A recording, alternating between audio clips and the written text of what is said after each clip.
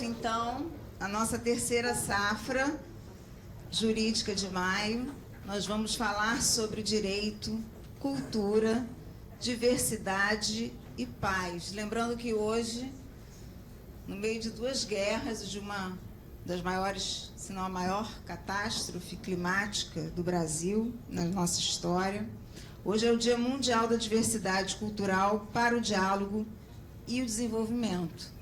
Então, hoje a gente quer colher muito da cultura, da paz e dos ensinamentos da Érica Gavinho, assessora especial na Secretaria de Ciência e Tecnologia da Prefeitura do Rio de Janeiro, doutoranda, vê se eu acertei, em Teoria do Estado e Direito Constitucional pela PUC, pesquisadora que pesquisa sobre liberdade de expressão no Brasil, é a plebe da PUC Rio.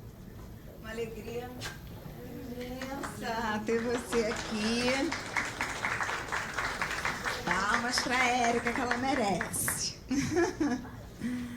E o nosso querido chefe Mor estava ali agora, teve que subir, daqui a pouco ele desce. Eu vi. Ou foi ilusão de ótica?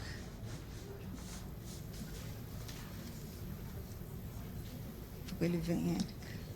Que bom, Érica, ter você aqui.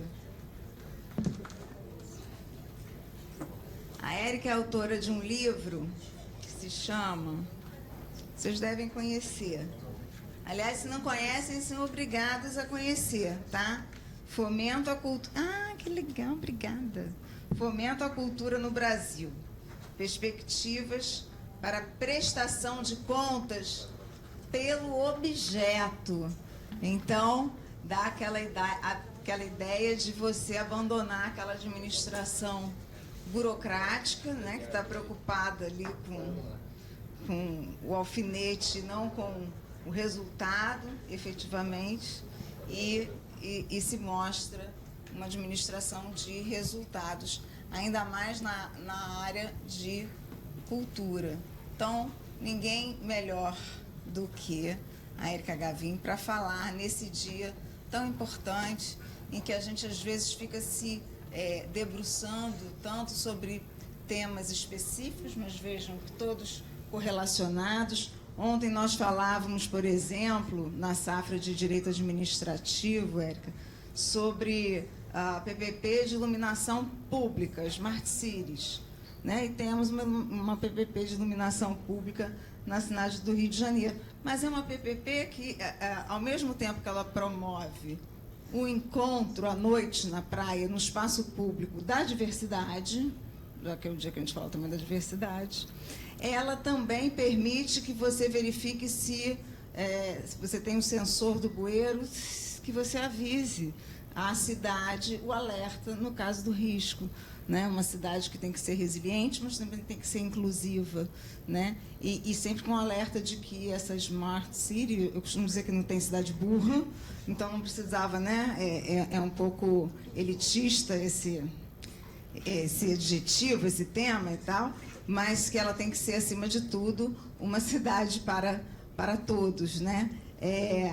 Ontem mesmo eu estava curtindo, dando um like numa fala da Érica nas redes sociais sobre, e tinha certeza que os jornalistas que falavam aquilo eram de uma nova geração, né? Porque se você chama algum movimento cultural, esse movimento cultural devia estar no museu, que esse pessoal devia estar no museu, é porque essa pessoa é muito jovem, né? É para ela considerar que museu não é cultura. Então, imagina, falou isso com a Érica, né? Ouviu o que merecia ouvir com toda a sua elegância, né? E pertinência acadêmica que lhe é própria. Então, Érica, feitas todas essas apresentações e contextualizações, eu passo a palavra para você. Obrigada, Arícia. Boa tarde a todas as pessoas. E eu queria, obviamente, agradecer o convite na pessoa da Arícia de poder estar aqui, compartilhar aqui algumas ideias com vocês, mas queria, antes, começar contando uma história engraçada que diz respeito ao convite para estar aqui hoje. Enfim, eu estou na gestão pública municipal, embora seja advogada, e até pedi para deixar de ser subsecretária, para parar de ordenar despesa, para poder voltar para o escritório e advogar, porque os meus sócios estavam querendo me matar. Porque a advocacia, assim como a política, é uma cachaça, né? Então, eu precisava realmente voltar, por isso que eu fiz essa pequena alteração lá. E aí, enfim, eu estava na secretaria e alguém falou assim, ligaram da PGM te procurando. Bom, para gestor público, PGM, CGM, TCM, ligou os 3 M's, deu algum problema. Só que eu tenho que manter alguma tranquilidade. Aí eu falei, não, gente, não deve ser nada demais, deve ser alguma coisa que a gente deixou de responder. Olha aí no processo Rio na mesa se não tem alguma coisa que a gente não respondeu, um ofício, não sei o quê, um e-mail. Aí eu falei, não, e tal. A pessoa que recebeu a ligação ficou tão apavorada que sequer perguntou, mas tudo bem, querem falar com a doutora Érica, mas é sobre o quê? O que seria? Mandou alguma coisa? Para onde? A pessoa não conseguiu nem perguntar. Aí esse é aquele momento que você já se encosta na cadeira, já dá aquela baixa pressão, né? Você já dá uma... Falei, que será, né? Que será que fizemos que tá dando algum problema? Aí, não, a PGM quer falar com você. Eu falei, bom, então tá, vamos lá, liga pra lá. Mandou um e-mail pra você. E tome de abrir 500 mil caixas de e-mail. Falei, gente, não tô achando esse e-mail, não deve ter... Pergunta qual foi o endereço. Aí mandou o endereço para aquele Rio e-mail. Que cá entre nós, né? Esse troço sendo gravado. Aquele negócio não funciona. Então eu abandonei o uso do Rio e-mail há muitos anos. Nem abre. Eu só abro assim uma vez. Isso, tem um negócio no Rio e-mail. Aí eu vou lá olhar para ver o que é. Aí, não, pede para mandar para outro lugar. Aí mandaram para um outro e-mail, aí eu abri. E isso assim, todo mundo assim me olhando, né? E eu lendo o e-mail e todo mundo esperando o que seria, o que a PGM queria comigo. E aí eu lá lendo, não sei o quê. E aí eu fui lendo e fui ficando um pouco mais tranquila e dei uma certa reclinada assim ao final. Aí eles falaram, o que houve? Eu falei, nada, tudo bem, tudo ótimo. Respondi rapidamente em menos de 10 segundos e tal, aceitei, tá ótimo. Era o convite da Arícia para esse evento daqui. E fofíssima, no final, ela bota assim, topas, sou sua fã. Eu quase infartei! Você imagina, eu que sou super fã dela, fiquei lembrando de todos os artigos que cansei de ler, às vezes concordando, discordando. Eu falei, gente, a Arícia é minha fã. Eu falei, numa hora dessa, uma pessoa morre porque recebeu um e-mail da PGM, gente, pelo amor de Deus.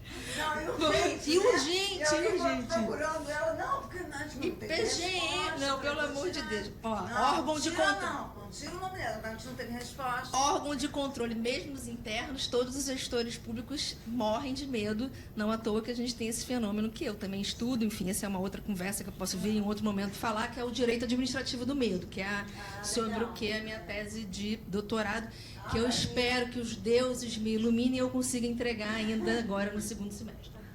Vai voltar. Bom, então, a Arícia me pediu para vir aqui para falar um pouco sobre fomento à cultura e diversidade, que é um tema absolutamente interessante. Esse é um tema que me apaixona, e aí eu fiz um roteiro para não me perder, e eu não sou o ministro Barroso, mas eu também costumo dividir as coisas em 3 tópicos, né? Então, eu vou falar aqui do fomento à cultura, né? Um pouco no Brasil, como é que ele está se dando hoje, os novos arranjos legais e infralegais e a diversidade, aí puxando para o tema que a gente está aqui, e, obviamente, eu não podia deixar de falar do controle de contas, né? No caso, aqui, especificamente, no controle de contas no fomento à cultura, e que, objetivamente, a forma como o controle se dá, ele também interferirá na diversidade, né? Cultural. Então, assim, primeiro a Arícia já se antecipou, além de ter trazido para ela é minha fã, trouxe um livro, né?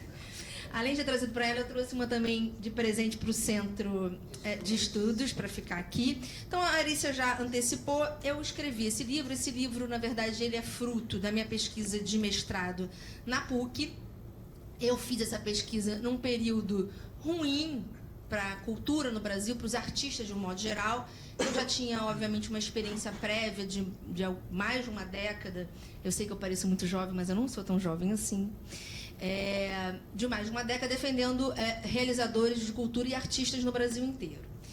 E, então, resolvi, e sei que o calcanhar de Aquiles, no fundo e ao cabo, é a prestação de contas, né? Então, desenvolvi um modelo neste livro que eu defendo, não vou tratar dele aqui hoje, acho que o nosso tema aqui é outro, mas a pesquisa foi desenvolvida nesse ambiente de profundo ataque à cultura, que obviamente se intensificou no governo Bolsonaro, mas ela já vinha antes, né? Quando teve o impeachment da presidente Dilma, com a assunção do presidente Temer, ele extingue o Ministério da Cultura, depois tem uma pressão, uma mobilização do próprio setor, o Ministério é recriado, mas ali já tinha um caldo, vamos chamar assim, um caldo de cultura, de ataque à cultura e aos direitos culturais, aos artistas, enfim. Eu sempre costumo dizer que a gente tem uma lei no Brasil que todo mundo é especialista e que nunca foi tão atacada, e que eu chamo de lei Geni, que é a lei Rouanet, né? Todo mundo é especialista em lei Rouanet. Eu sento num lugar para tomar um chopp, quero só pegar a lei Rouanet, eu falo, meu Deus, eu não vou nem olhar, só quero tomar esse chopp em paz. Enfim, mas todo mundo é especialista em lei Rouanet. E a gente tinha esse contexto de ataque à cultura, um ataque simbólico, mas um ataque também estruturante, porque você verifica que o fomento, que é dividido entre fomento direto e fomento indireto na cultura, sendo o fomento direto aquele que os entes, né, fazem os seus próprios editais, ou através até de apoios diretos, fomentam diretamente determinada atividade cultural, projeto cultural, coisa do gênero. E o indireto são pelas leis de incentivo à cultura, a lei Rouanet, a lei do ICMS, aqui, inclusive no município do Rio de Janeiro, a lei do ISS.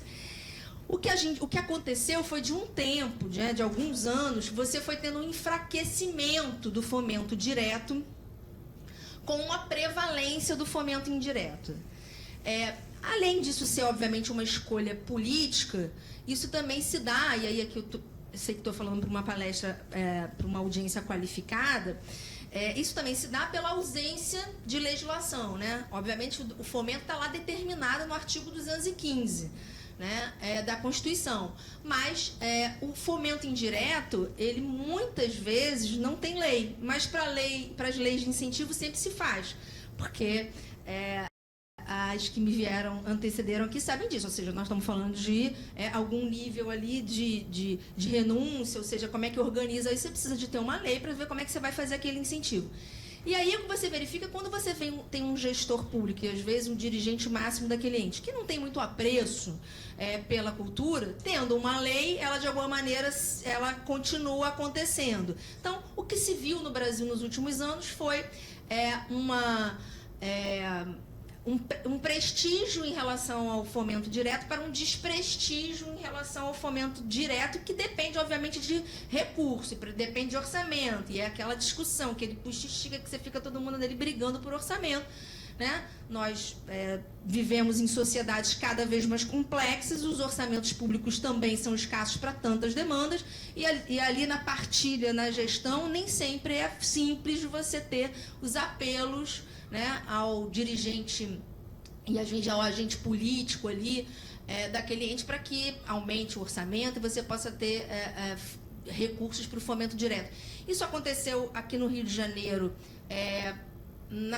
no governo do ex-prefeito Marcelo Crivella. A cidade do Rio de Janeiro, a cultura praticamente só teve o fomento direto e indireto, só a lei do ISS, que é um bom edital, né? Hoje ele já está em mais de 100 milhões de reais por ano, mas não teve nenhum edital de fomento direto. Érica, e o que isso tem a ver com diversidade? Aí eu vou, apesar do meu roteiro aqui, fazendo uns pontos. Primeiro que, por ser fomento indireto, embora, obviamente, todo produtor cultural, ao fazer a proposta do seu projeto, tenha que submeter a uma regra, tem lá um requisito, e ele vai se enquadrar ou não, ele ganha uma chancela do ente, seja municipal, estadual ou federal, e ele vai ao mercado captar aqueles recursos. E, no fim ao cabo, quem decide quem é que vai ter o seu projeto fomentado ou não são os departamentos de marketing das empresas incentivadoras. E veja, quando eu faço essa crítica, eu não estou de modo nenhum dizendo que o fomento indireto tem que acontecer, não. Ele, obviamente, tem que acontecer, porque ele atende a uma realidade de mercado, ele atende... Agora, é evidente que as empresas incentivadoras não vão colocar os seus recursos em projetos, talvez, experimentais, em projetos que vão discutir alguma coisa um pouco mais complexa e profunda, em projetos de grupos pequenos, de quilombolas e outras coisas mais. Portanto, o fomento direto ele é absolutamente necessário para poder dar conta da complexidade da cultura brasileira e da diversidade da cultura brasileira. Então, não ter o fomento direto é um problema. Então, a pesquisa se deu nesse contexto e eu faço 2 críticas na pesquisa que se tornou o livro. Uma delas é essa que eu acabei de fazer, ou seja, um prestígio em relação ao fomento indireto em desprestígio, né, contra o fomento direto. E a outra, obviamente, que é o cerne, vamos dizer assim, do trabalho, é uma crítica a como os órgãos de controle, inclusive de controle internos, e até como é que isso inclusive, contamina os órgãos de controle interno, fazem a análise dessas prestações de contas de projetos culturais. Né? Uma análise burocratizada, pouco eficiente, que não nos leva a nada. Ou seja, eu poderia passar aqui uma tarde falando disso, mas vou passar disso. Bom, então a gente pega esse contexto, né, na cultura da pesquisa, né, sem Ministério da Cultura, esse ataque simbólico à cultura e artistas, e aí vem a pandemia. Né? A pandemia foi um soco no setor cultural, assim, um soco daqueles no meio da cara da pessoa, porque assim, a cultura requer encontros, requer a possibilidade das pessoas estarem juntas. Você não tinha mais cinema, você não tinha mais teatro, você não tinha mais shows, né? Quem viveu isso aqui, a gente passou até, sei lá, talvez 2 anos atrás, a gente estava indo a shows, os primeiros shows, acho que eu fui de máscara, pelo que eu me lembre, né? E ainda era depois cinema, depois teatro, aquele negócio de pula cadeira, não sentava muito junto, ficava a pessoa torcia do teu lado, você já fala, meu Deus, é hoje. Tipo, é hoje. Hoje que a coisa fica feia. Enfim, e... Toalete. Então, era um pouco isso, mas óbvio que a pandemia foi um desastre para o setor cultural que até sofre as consequências até hoje. Não, já se fala de uma retomada, de fato há, né, os setores culturais, criativos, eles estão mais punjantes, a gente tem visto a quantidade de evento cultural acontecendo na cidade, shows e festivais e tal, e no Brasil inteiro, mas isso ainda vai levar um tempo. Quando você olha, por exemplo, o audiovisual. Né? Audiovisual são obras que demoram anos, às vezes, para serem feitas. Então, assim, ou seja, a gente teve impactos muito grandes. Então, foi nesse contexto que eu fiz essa pesquisa ali em 2018, 2020, com essas 2 principais críticas. Qual é o momento hoje, Érica? O momento hoje é um momento melhor. É um momento maravilhoso? Não, o mundo não é perfeito, nós não somos perfeitos, as contradições estão aí, as nossas, inclusive, né? A gente tem que lembrar que nós somos todos seres muito contraditórios e as contradições vão se reproduzindo também nas relações sociais, enfim, políticas e tudo mais.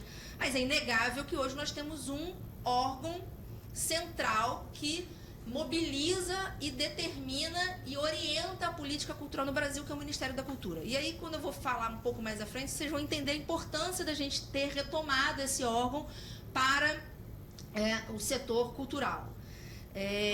A gente, então, a partir disso, né, no contexto da pandemia, a gente teve, primeiro, a Lei Aldir Blanc 1, que foi aquela lei de 2020. E aí, se alguém aqui trabalhou com essa legislação à época...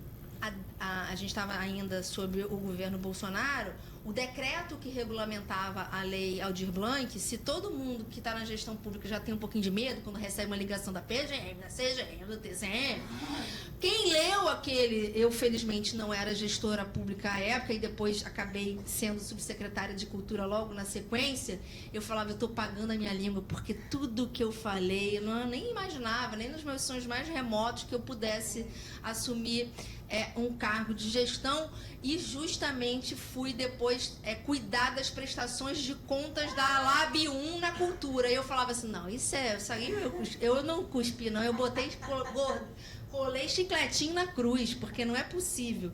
Em 2020 eu passei aquela coisa de live que ninguém aguentava mais, mas eu passei o ano de 2020 tratando do decreto que regulamentou a Lab. Entre muitas coisas que não é objeto do nosso encontro aqui, mas falando um pouco dessa coisa do medo, o decreto repetia, mas pelo menos umas 10 vezes, que se o gestor não observar tal coisa, ele poderá ser processado administrativa, civil e criminalmente. Mas ele repetia aquilo a exaustão. Eu falava, gente, mas todo mundo parte do preço. Se você fizesse aquilo ali no início, para tipo, relembrar que, olha, se você gestor tá meio desatento, lembra que isso aqui a coisa pode engrossar, mas ele repetia a exaustão. Ou seja, um pânico generalizado, ninguém queria executar aquilo, morrendo de medo, com toda a razão, e ainda tinha o governo Bolsonaro, que em tese ninguém sabia se ia ganhar ou perder a eleição, e que eles depois iam analisar as contas dos gestores estaduais e municipais, que iam ter que subir com seus relatórios para esse ministério, que não era um ministério, era uma secretaria especial, e que era um caos. Para vocês terem uma ideia,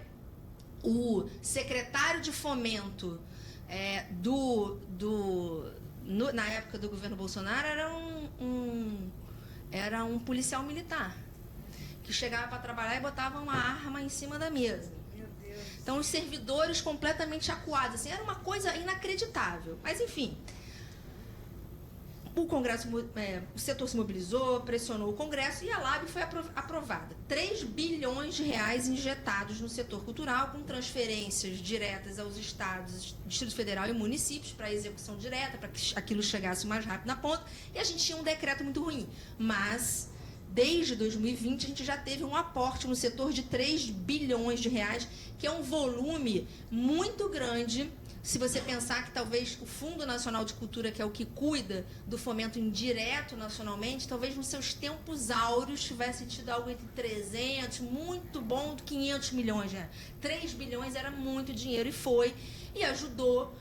Resolveu todos os problemas? Evidentemente que não, mas chegou a muitos lugares. Então, ali começa, vamos dizer assim, uma possibilidade, uma certa retomada do fomento direto. E logo na sequência a gente tem, em 2022, a Lei Paulo Gustavo, ainda aprovada com caráter muito de lei, de caráter emergencial, né? 3,8 bilhões também colocados, mas mais orientados ao setor audiovisual, que tinha sido, né, profundamente atacado. E agora a gente tem a Lei Aldir Blanc II, que que instituiu uma política nacional de fomento no Brasil, de fomento direto nesse caso.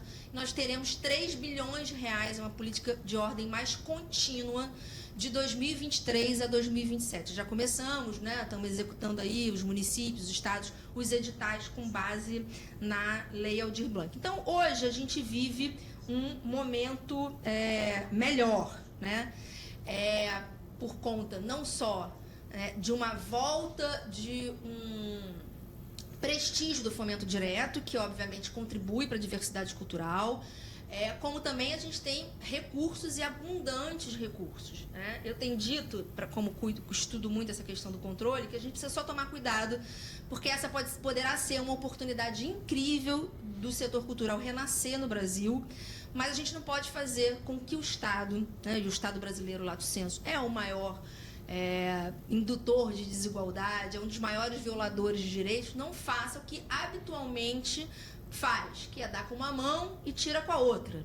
Né? A gente viu isso como uma política muito importante na época ainda, no primeiro governo Lula, quando o ministro era nosso querido Gilberto Gil, e que foi uma política que é a política da cultura viva, são dos pontos e dos pontões de cultura, que eram pequenos recursos para manifestações culturais que já aconteciam no Brasil inteiro, que já acontecem, ou seja, como não é dado ao Estado e nem deve fazer e realizar cultura diretamente, você tem que fazer o que a gente vai fomentar. Eu identifico que aquilo existe, eu vou lá e fomento.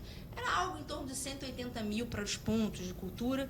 O resultado foi que era, obviamente, uma imposição de uma prestação de contas absolutamente burocratizada, e os pontos de cultura terminaram praticamente todos inadimplentes junto ao Tribunal de Contas da União. Eu mesma advoguei e advogo para muitos pro bono, evidentemente até hoje, perante o Tribunal de Contas da União, Então, ou seja, uma política incrível, mas que morreu praticamente na praia. Hoje, obviamente, já está se fazendo um movimento para resgatá-la. Acho que a gente vai conseguir fazer isso diante desse volume abundante de recursos da Aldir Blanc.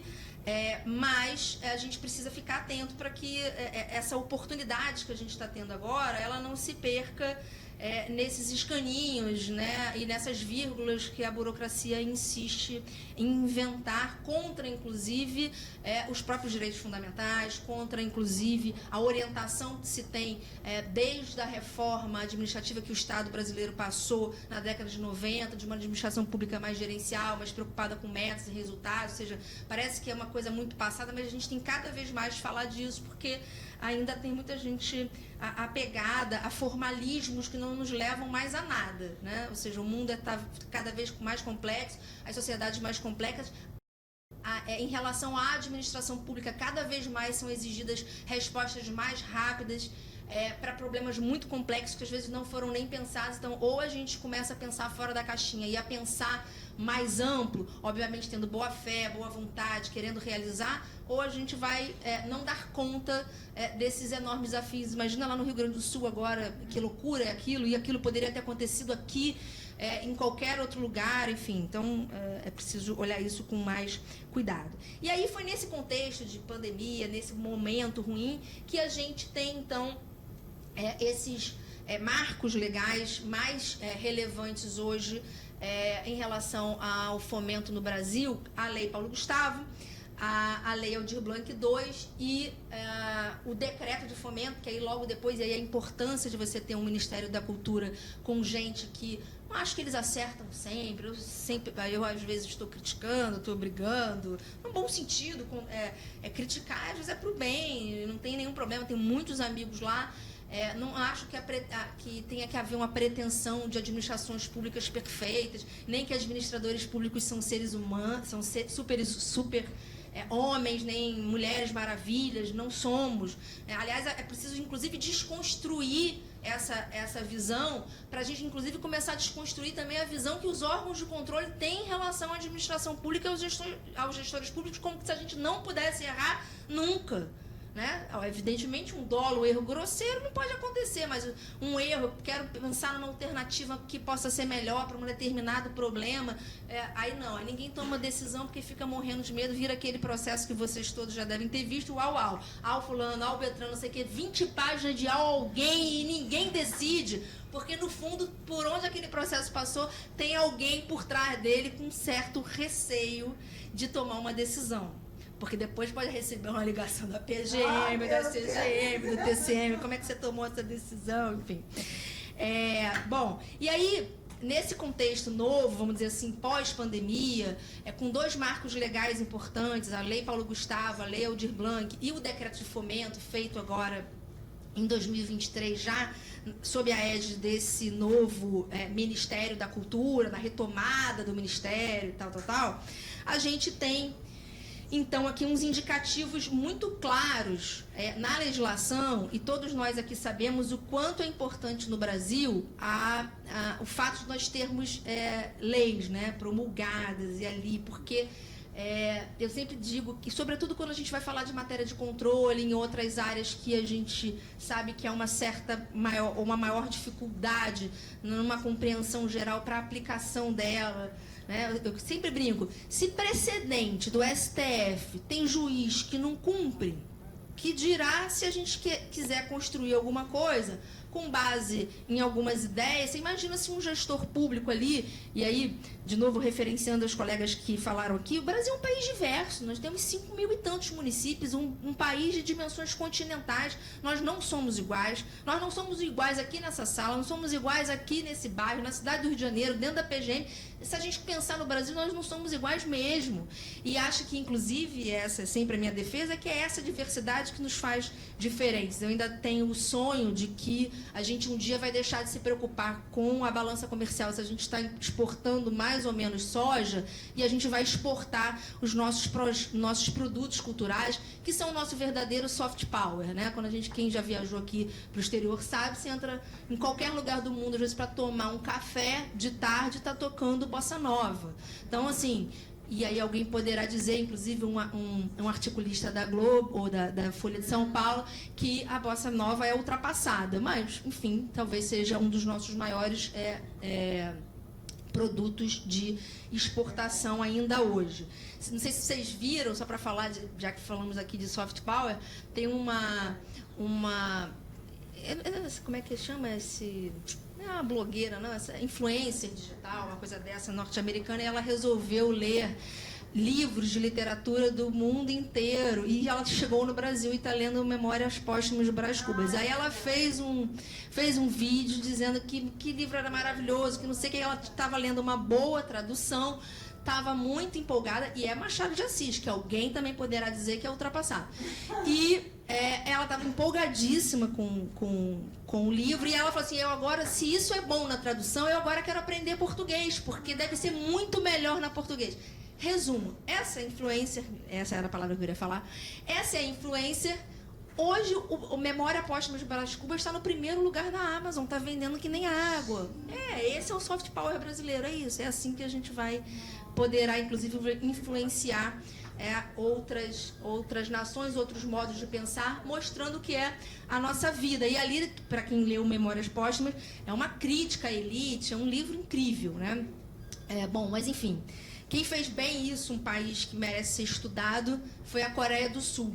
A Coreia do Sul é hoje um dos maiores exemplos de países em desenvolvimento, eles obviamente um pouco mais desenvolvidos do que nós, que investiu muito na cultura, muito nas indústrias criativas e se tornaram um soft power, né, para quem não gosta de joguinho, animes e coisas do gênero, mas o cinema hoje sul-coreano ninguém vai ao cinema hoje que pelo menos não tenha olhado a possibilidade de ver um filme sul-coreano. Bom, então, com esses marcos legais que eu falei, que nós temos novos, a gente tem uma afirmação muito clara de várias estratégias e de indicações para dar conta da diversidade. E aí, para não cansar vocês, porque acho que vou deixar aqui os indicativos e depois quem quiser pode, obviamente, procurar essas legislações. Você tem uma indicação, por exemplo, na lei, vou falar agora da Lei Paulo Gustavo, né, de formas de seleção pública simplificadas. Isso é uma coisa que parece que é boba, mas ela tem uma importância muito grande. E eu falo isso porque e foi bom, de algum modo, embora não tivesse dentro do meu planejamento, vamos dizer assim, de vida, nem tampouco de carreira, mas ter passado pela administração pública municipal na área da cultura, porque assim, a gente vê como é que é difícil, às vezes, e aí, Arícia, com todo carinho e tal, mas às vezes até a discussão com a PGM, gente, vamos botar esse negócio numa linguagem mais acessível, vamos melhorar isso. Não tem sentido eu levar 3 minutos para ler um parágrafo. Não tem sentido eu ter que parar para respirar, para beber, porque eu mesma não estou entendendo o que a gente está querendo realmente dizer. Não tem sentido eu exigir ou praticamente impor que um produtor cultural, um artista, tenha que ter ao seu lado, na hora de fazer a sua proposta cultural, um advogado e um contador para mandar uma proposta cultural. Isso não tem nenhuma razoabilidade. Então, a gente precisa superar isso. Então, que bom que a gente tem essa indicação de formas públicas de seleção simplificada.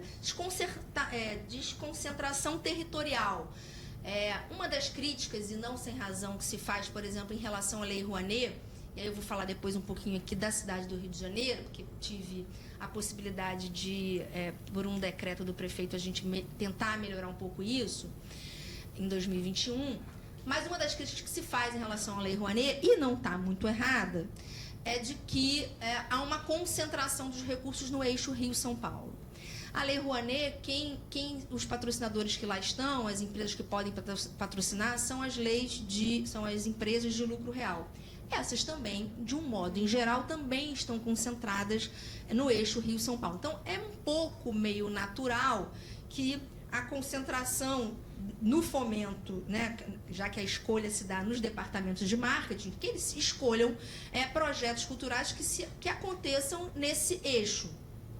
Por isso que tem que ter o fomento direto, porque quando o fomento indireto está muito concentrado numa área, e óbvio que a gestão pública tem que olhar para isso e até impor medidas de desconcentração territorial, mas o fomento direto também serve a isso, porque aí você pode, inclusive, fomentar naquelas regiões onde o fomento direto não chega.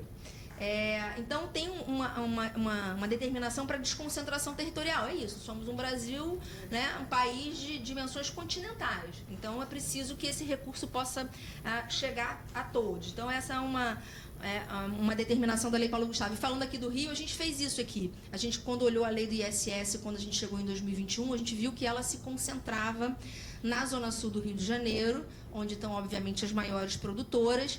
E aí a gente fez duas coisas num decreto do prefeito lá em 2021, que foi determinar, e depois esse percentual foi aumentando e vem aumentando a cada ano, de que, tudo bem, pode continuar o incentivador colocando recursos nesses projetos da P1 e a P2, mas que ele precisava olhar para produtores que estão situados na P3, 4 e 5, no caso da 5 exceto Barra da Tijuca, e um percentual cada vez maior do seu incentivo e aumentando para produtores nessa área. E a outra coisa que a gente estabeleceu nesse mesmo decreto foi a prestação de contas pelo objeto para projetos até R$300 mil. Aí alguém vai perguntar, mas por que você escolheu R$300 mil? Porque foi o acordo que eu consegui fazer com a CGM, senão a gente não ia botar nada. Então, porque do ponto de vista lógico, jurídico e da tese que eu defendo, não tem o menor sentido se é um projeto de 10, 20, 300 ou R$1 milhão. E essa é uma discussão longa que eu não queria trazer aqui, mas objetivamente a gente estabeleceu o limite de 300 mil, que foi o limite de valor para ter a prestação de contas pelo objeto, que a CGM se sentiu um pouco mais confortável. E tudo bem, é assim que a gente vai fazendo as coisas mesmo, é com concertação, entende, testa, vê se funciona, se não funciona, melhora aqui, tudo bem, vamos em frente, não é? E tudo bem, só queria deixar claro que isso, do ponto de vista do modelo que eu defendo, não tem muita lógica. Qual foi a lógica? A lógica do acordo político e tá tudo bem, né? Política com P maiúsculo, né, gente? Porque política às vezes fica parecendo que a gente fala, é a arte do diálogo, das boas composições. Então, a Paulo Gustavo fala de contrapartida social, né, no seu artigo, nosso querido Bucar, maravilhoso. Ó, chegou o PGM, ó, tá vendo? O artigo 7º fala da contrapartida social que todos aqueles beneficiários da Lei Paulo Gustavo têm que dar em razão do benefício que recebeu, incluída a obrigatoriedade à realização de exibições gratuitas dos conteúdos selecionados, assegurando a acessibilidade de grupos com restrições e o direcionamento à rede de ensino da localidade onde aconteceu o projeto cultural.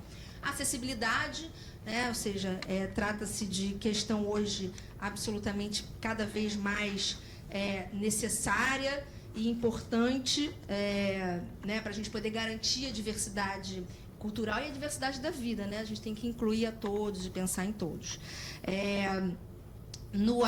Ainda no artigo 7º, a gente tem uma ampla gama, né, de linguagens e de manifestações culturais a serem contempladas. A gente tem artes visuais, música popular, música erudita, teatro, dança, circo, livro, leitura, literatura, arte digital, artes clássicas, artesanato, dança, hip hop e funk.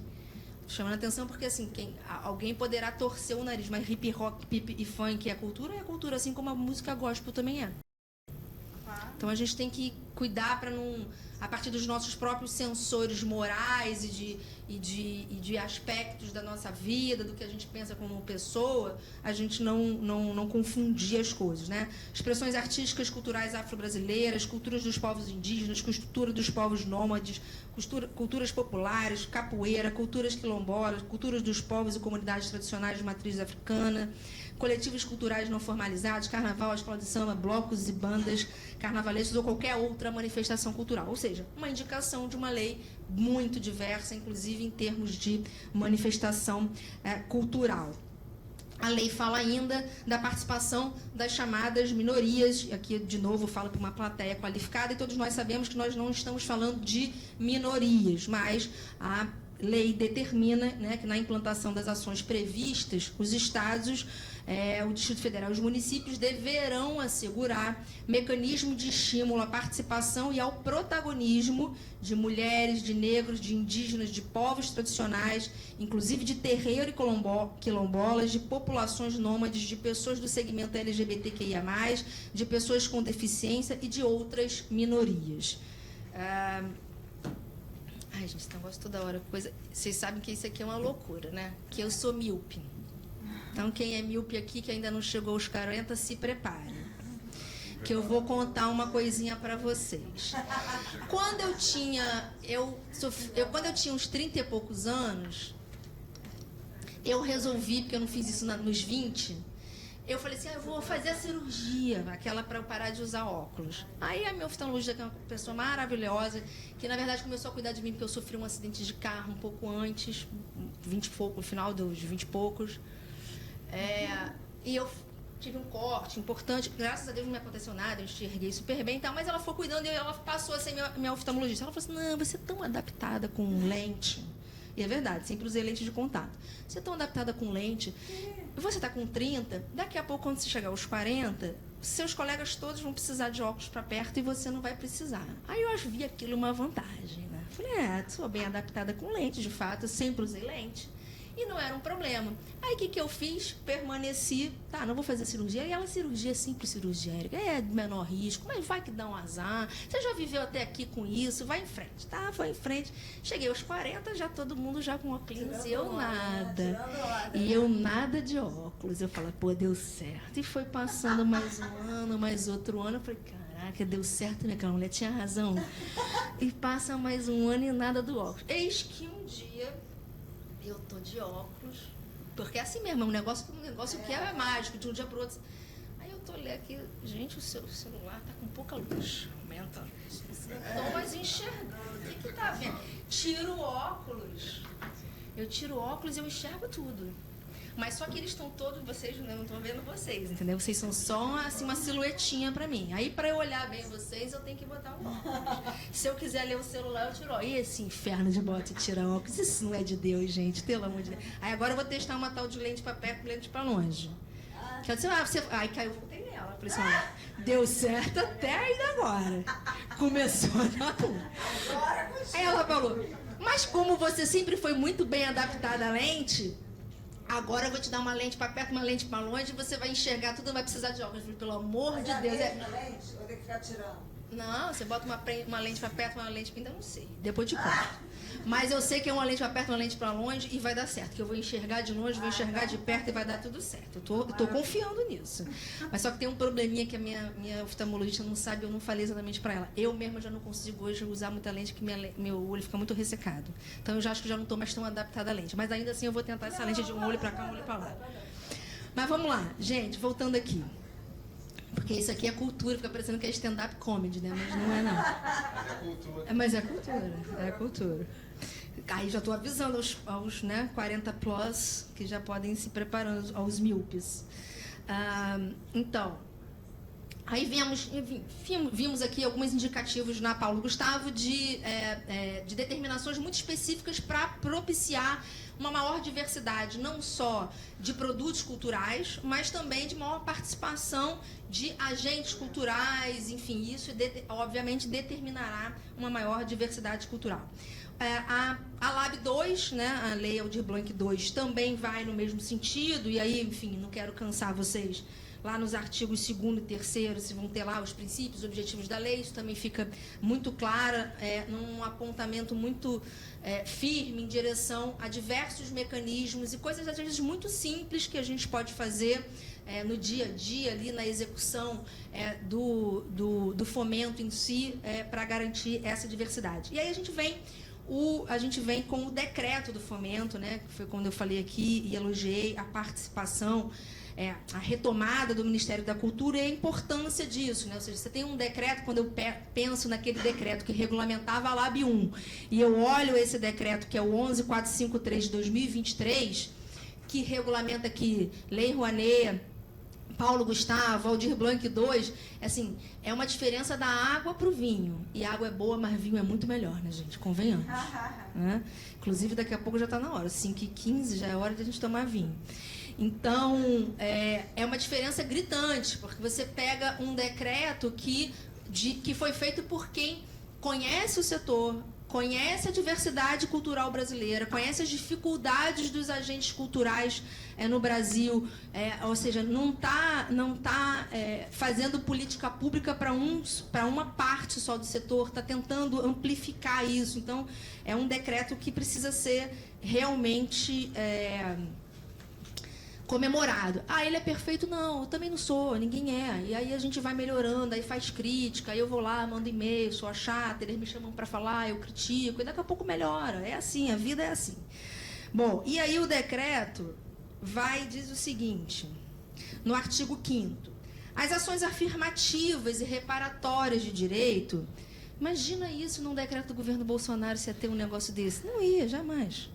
As ações afirmativas e reparatórias de direitos poderão ser realizadas por meio de editais específicos, de linhas exclusivas em editais, da previsão de cotas, da definição de bônus de pontuação, da adequação de procedimentos relativos à execução de instrumento ou prestação de contas, entre outros mecanismos similares destinados especificamente a determinados territórios, povos, comunidades, grupos ou populações. Ou seja, há uma preocupação efetiva para que a política de fomento direto e indireto no Brasil chegue a todos. E vejam a importância da gente falar de um edital que possa ter linhas de ações afirmativas, porque a gente teve, e aí a história e a gente revolver os fatos e lembrar deles, por isso que é importante quando a gente estuda história, e relembrar, às vezes, de um passado recente, ainda no contexto do governo Bolsonaro, aqui já no século XXI, a gente teve um edital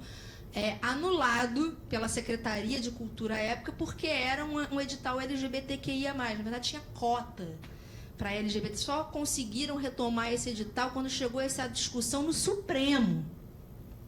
Então, esse é o nível, obviamente, de insegurança que a gente tem no Brasil. Então, portanto, é muito importante que a gente tenha legislações e normas, ainda que infralegais, deixando muito claras de qual é a orientação para a política de fomento no país. O decreto repete, né, processos seletivos simplificados, né, procedimentos claros, objetivos e simplificados, editais e minutas de instrumentos jurídicos em formatos acessíveis para pessoas com deficiência, como audiovisual e autodescrição. Claro que várias dessas coisas aqui, elas às vezes são difíceis de você implantar na prática, né? Mas, enfim, esse é o desafio. A gente não vai deixar de prever para isso. Aí você vai, eventualmente, sendo gestor lá na ponta, explicar a sua dificuldade de cumprir aquilo. Mas, olha, eu tentei desse modo, não consegui daquele, mas consegui desse. Tem uma coisa que eu passei aqui porque não lia a norma em si, mas tanto a Paulo Gustavo quanto o decreto de fomento prevêem, eu registrei aqui, prevêem a possibilidade de busca ativa. A busca ativa é aquele momento em que você lança um edital de fomento e você vai aos territórios para explicar às pessoas e ensiná-las a escrever os projetos, porque isso é um aprendizado. Ensinar como é que elas escrevem um projeto para que elas possam ter o seu projeto fomentado. Para vocês terem uma ideia, o primeiro edital de fomento que a gente fez aqui na cidade do Rio de Janeiro, já na gestão do prefeito Eduardo Paes, a gente tinha um recurso, acho que, se não me falha a memória, era de 20 ou 25 milhões, e a gente ia conseguir fomentar entre 400 e 450 projetos, lá com as linhas de valores e tal. E a gente fez esse processo de busca ativa nos territórios, e era pandemia, em 21 ainda tínhamos uma série de restrições. Fizemos busca ativa, explicando em todas as APs como é que fazia, aí a gente tinha atendimento na secretaria para que os produtores pudessem ir lá, tinha live, enfim, todos os canais que a gente pôde fazer. Pra vocês terem uma ideia, que eu sempre brinco, né, que edital para o gestor público é uma delícia quando você lança e depois, na hora do resultado, é um problema, porque a gente teve mais de 5 mil propostas e selecionamos nem 10%, porque não tinha dinheiro. Mas isso foi uma coisa da busca ativa, né? Mas, enfim, apesar disso... Antes da busca ativa, eu me lembro do D'Amato falar justamente isso, que as pessoas não aplicavam. Sim.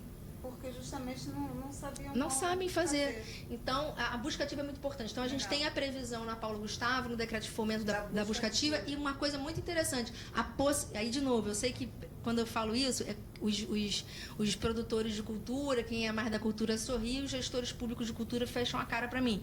Mas, porque eu sei que tem dificuldade da implantação, né? Mas a possibilidade de você aceitar a proposta oral.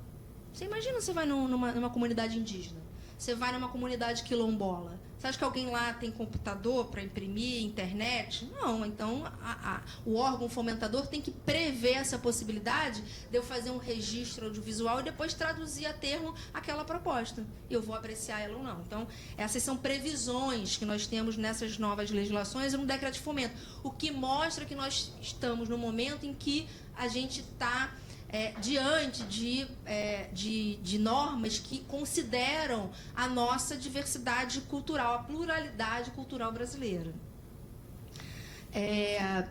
Em relação ao fomento indireto, ainda no decreto de fomento, a gente tem medida de democratização no artigo 50, eu já botei aqui bem grande, ler, porque deve ser, bom, eu sei o que é, porque fala do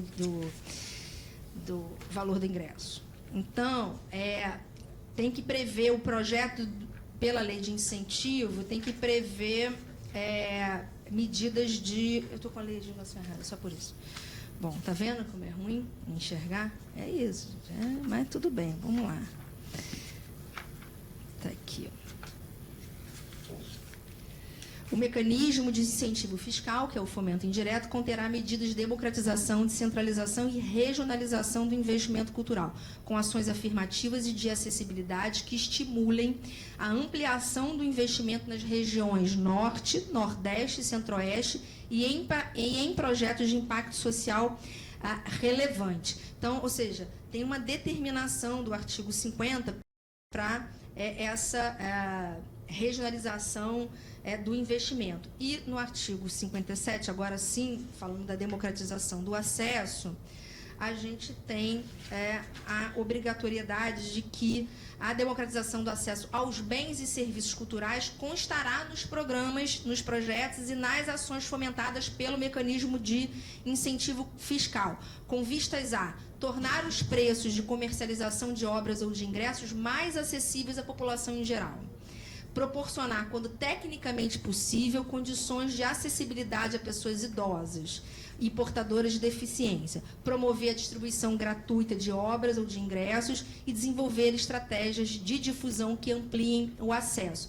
Essa questão do ingresso, eu sei que é uma questão super polêmica, inclusive porque tem muitos produtores culturais que são contra, mas, de novo, apesar disso, pode não ser para tudo o tempo inteiro, e tem formas de você justificar um ingresso um pouco mais caro ou mais barato, que às vezes só o fomento realmente não sustenta grandes produções. Por exemplo, vocês terem uma ideia, musicais são muito caros. Então, essa coisa de você ter ingressos a preços populares, para você tem maneiras de fazer. Faz um dia que o preço é mais barato, nos outros dias você cobra mais caro, ou seja, tem formas de fazer. Agora, a gente não pode olhar que quando você tem um investimento dessa monta, quando a gente olhou agora do que está sendo executado 2023/2024, só em âmbito federal, nós estamos falando de quase 10 bilhões de reais. 3 bilhões da Aldir Blanc, 3,8 da Paulo Gustavo e 2,1 da Lei Rouanet. Então, assim, é um volume muito grande de recursos que, obviamente, tem que chegar a todos para que a gente tenha uma diversidade cultural, mas esse produto cultural também precisa ser acessível a todo mundo. Nós vivemos numa sociedade desigual, em que o salário mínimo é R$1.600, ou seja, quem é que consegue viver com isso? Então, assim, é preciso que também os projetos culturais tenham esse acesso, tenham essa possibilidade, tenham essa visão. E, por fim, eu sei que meu tempo deve estar super estourado, eu vou falar rapidamente, porque só isso daria aqui um outro encontro, da importância da gente ter o controle de contas de modo menos burocratizado, menos pautado em ideias muito formalistas e mais preocupado com a eficiência, com o alcance do objeto, das metas e dos resultados.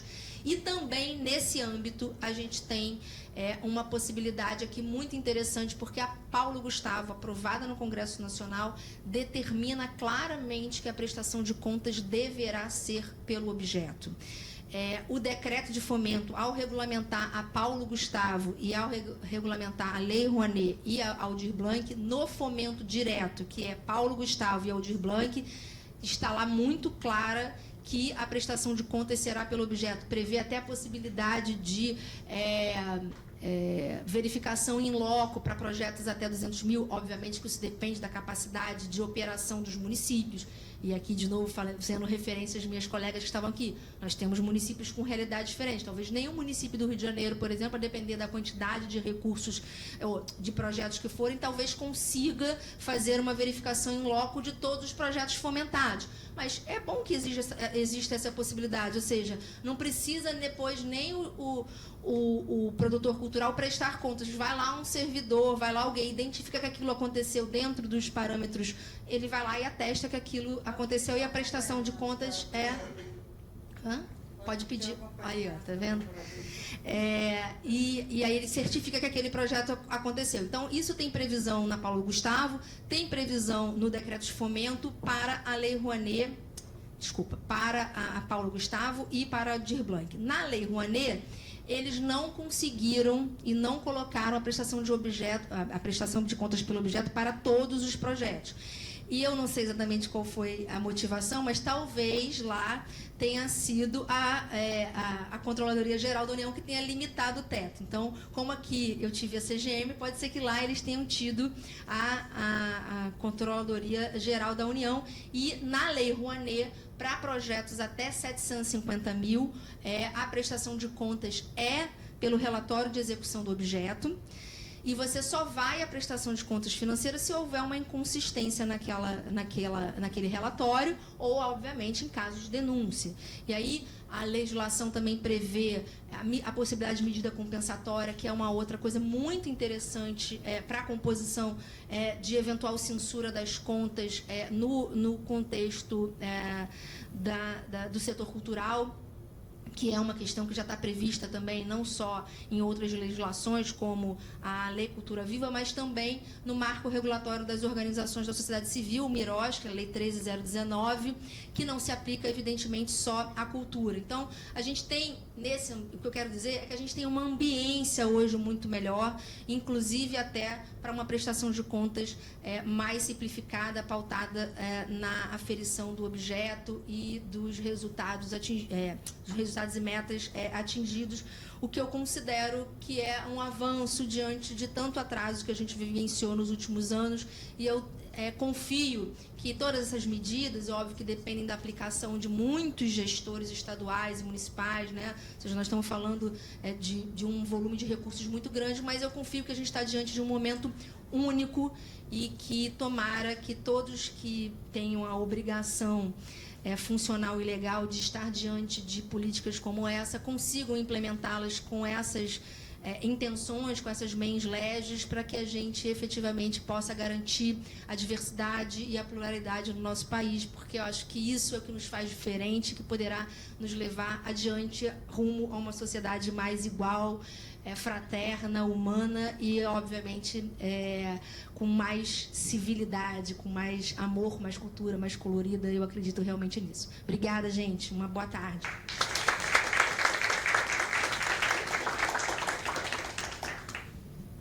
Obrigada, Érica. Você que trouxe cor, né, para nossa bancada aqui agora. Eu ia falar da MIROS, que eu ia falar do Marco Regulatório das Organizações da Sociedade Civil, que, como grande marco do direito administrativo, trouxe também essa ideia de um processo de uma prestação de contas mais simplificada. Então, também teve essa inspiração aí, de certa forma, na sua obra. Desmistificar um pouco esse direito administrativo do medo, pelo menos em relação à Procuradoria-Geral do município do Rio de Janeiro, porque nós aqui, em especial na Procuradoria Administrativa, nós sentamos com os gestores, nós discutimos os editais, nós discutimos qual o resultado ao qual o gestor deseja chegar. Às vezes não é por um caminho, é pelo outro, mas, assim, usamos dessa mesma criatividade da cultura no âmbito da resolução, da solução jurídica. Temos aqui o prêmio Inova, já está no segundo ano do concurso Inova PGM, mas, falando muito sério, a gente procura realmente inovar dentro do direito para atender o que é a finalidade de todos nós, que é atender o interesse mesmo da administração. Então, sempre que tiver esse tipo de problema, agora você não está na Secretaria de Cultura, agora você está lá na Ciência e Tecnologia. Mas eu sei que você deve ficar lá pela cultura também e tal, né? Mas sempre conte com a Procuradoria aqui do município. É uma alegria imensa ter você aqui no Dia, né, da Cultura, do Desenvolvimento e da Diversidade, tratar de um tema que eu acho que é o tema que mais une, na verdade, as pessoas, que é justamente a cultura, é a arte que faz com que a gente se reconheça um no outro e a gente transcenda, né, a própria existência. Desculpa, Érica, pela minha entradas e saídas, mas às vezes não é fácil tocar o dia a dia, né? Mas, enfim, a Érica, ela tem esse livro que é fantástico. Eu comprei a primeira edição desde já. Já está na segunda. Li, ela já participou do nosso Congresso de Direito e Entretenimento em 2022, lá no Museu da Manhã. Ela, enfim, ela traz essa ideia que foi uma inovadora aqui para o município, inclusive, fazer a tomada de contas dos projetos a partir do próprio objeto realizado. Esse é um debate da cultura no Brasil como um todo, extremamente entre técnicos e artistas, né, que é o tal negócio. Artistas, ele não está ali para criar a arte dele, ele não consegue conceber a burocracia, que do outro lado os técnicos da burocracia não conseguem entender a arte, né? Então, realmente enfim, uma transversalidade difícil de se superar, mas a Érica, ela teve coragem, como do outro lado do balcão, de técnica, burocrata e também como advogada, conseguiu trazer essa obra que é realmente super importante para a cultura brasileira, direito e cultura brasileira.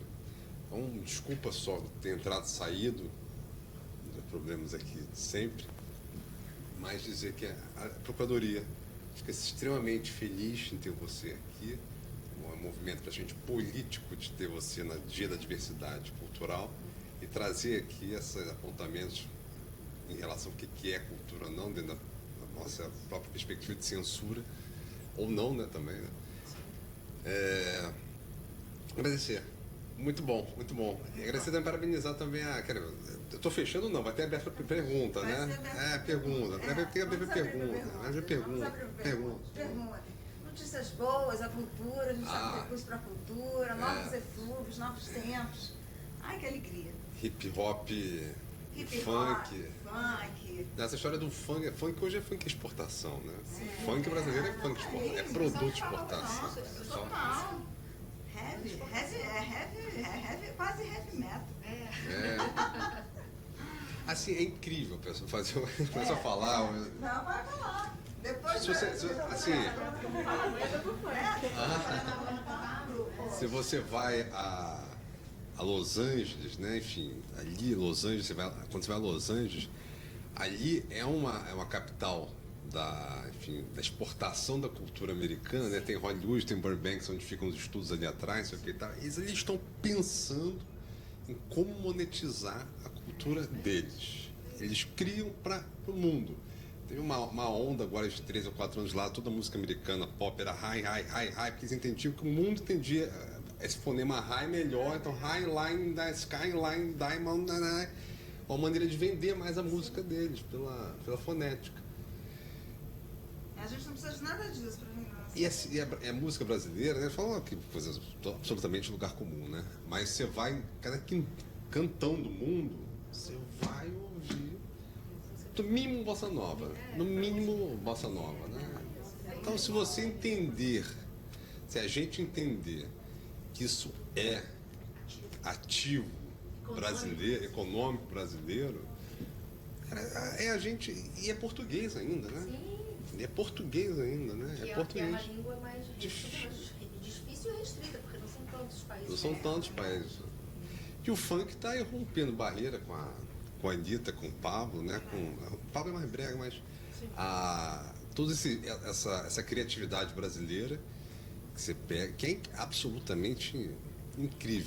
Mínimo para organizar a forma como aquele recurso público vai ser gasto e como é que vai se dar a comprovação dessa utilização, a boa comprovação, né? Eu sempre costumo dizer que as pessoas falam, mas tudo isso cai por terra em qualquer situação de má-fé ou dolo. Né? É que está filmando, veja se fico... Nesses casos, eu acho que não sei nem se devido processo legal ajuda, embora eu seja uma pessoa que defenda a ampla defesa e o contraditório, mas realmente nesses casos talvez a China seja mais eficiente, né? Talvez seja caso de um paredão, mas assim, porque quando você tem esses casos extremos, que são extremos, eles não são usuais. É importante que a gente diga, a má utilização de recursos públicos, ela é dolosa, ou seja, com vontade. Porque, assim, eu sempre falo isso, né, Daniel, até porque hoje como estou bem estudando essa coisa do direito administrativo do medo, que vai ser a minha tese de doutorado. Imagina se você acorda, gestor público, assim, hoje eu vou lesar o erário. Acordei com esse intuito. Tem que ter intenção, né? Hoje eu vou lesar o horário. Hoje eu vou tomar uma decisão para lesar o horário, que eu quero lesar o horário. Né? A pessoa tem que acordar com vontade, assim, hoje eu vou dar aí um processo que hoje eu quero um processo para lesar o horário. Ninguém faz isso, gente, né? Quer dizer, ninguém faz. Eu acho que não faz, a grande maioria não faz. A grande maioria não faz. Né? São casos extremos. O problema é que a gente não pode tirar as exceções e querer tratar todo mundo desse mesmo modo, tratar como regra. Esse é o desafio em relação, por exemplo, à sensibilização dos órgãos de controle. Acho que a gente precisa ter uma mudança de mentalidade. Primeiro, gestores públicos não são super-homens nem mulheres maravilhas. Erram. E ainda bem que erram. Porque mostra que eles têm uma faceta humana, que eles estão tentando acertar. Né? Disse aqui, a gente tem problemas cada vez mais complexos, estamos em sociedades muito complexas, que as questões não estão postas, às vezes não foram testadas, a gente precisa testar. Então, ou seja, eu não posso ser punido por alguma coisa que eu tentei melhorar uma situação em si, fazendo algo diferente que ninguém nunca fez, e vai lá, o Tribunal de Contas me censura porque eu fiz algo inovador. Fazer algo inovador, às vezes, pode dar certo, pode dar errado. Né? Porque inovei, né, que isso não vai dar certo. O que eu tenho que mostrar como administrador e gestor público? Que eu tomei todos os cuidados para... Quais foram os pressupostos? Que eu tomei todos os cuidados para tomar aquela decisão. Dentro do que eu tinha de realidade, eu estava tomando a melhor decisão. Pensando numa nova solução para problemas, às vezes, muito antigos. Poxa, não deu certo, tudo bem. Agora, eu não posso considerar isso porque não deu certo dano ao erário. O que a gente está vendo hoje, né, apesar de toda a mudança na LINDB, na lei de improbidade, e por aí vai, e sobretudo em razão do entendimento hoje do prazo prescricional em relação ao dano ao erário, que vem mudando, né, nas últimas decisões do Supremo, a última delas em 2020, mas que vocês vejam, em 2020 o STF diz que os processos, né, que correm, as censuras de contas que correm nos tribunais de contas prescrevem em 5 anos. Isso foi em 2020. O Tribunal de Contas da União levou 2 anos para regular. E se vocês olharem a resolução que regula a prescrição, objetivamente, o dano erário continua imprescritível à luz do que é o Tribunal de Contas da União. Porque, assim, tudo suspende. Mandou a notificação, suspende. Tudo suspende.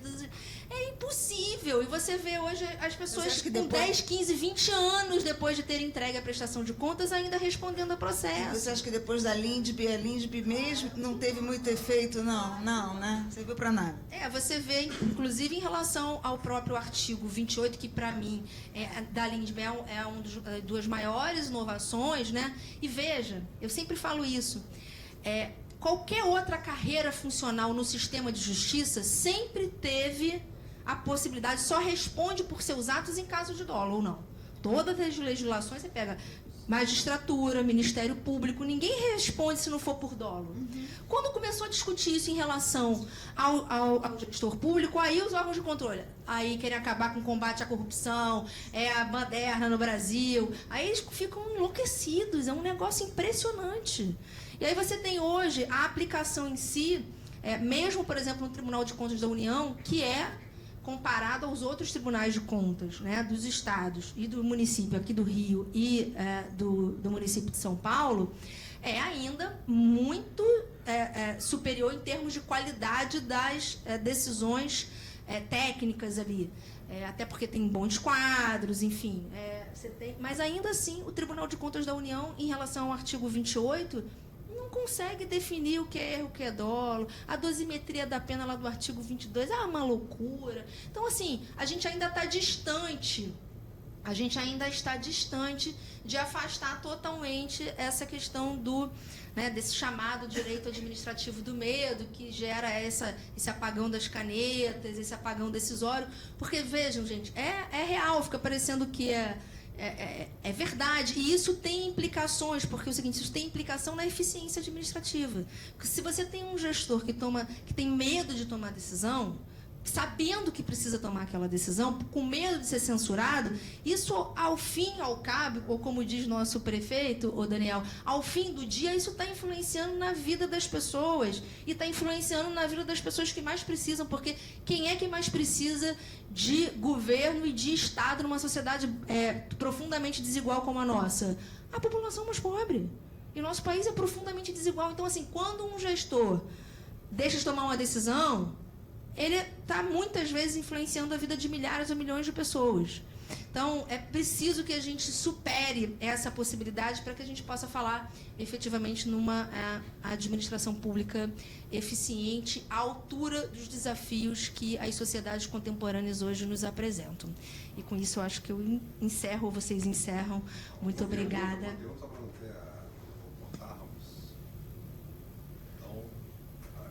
Tá bom, obrigada.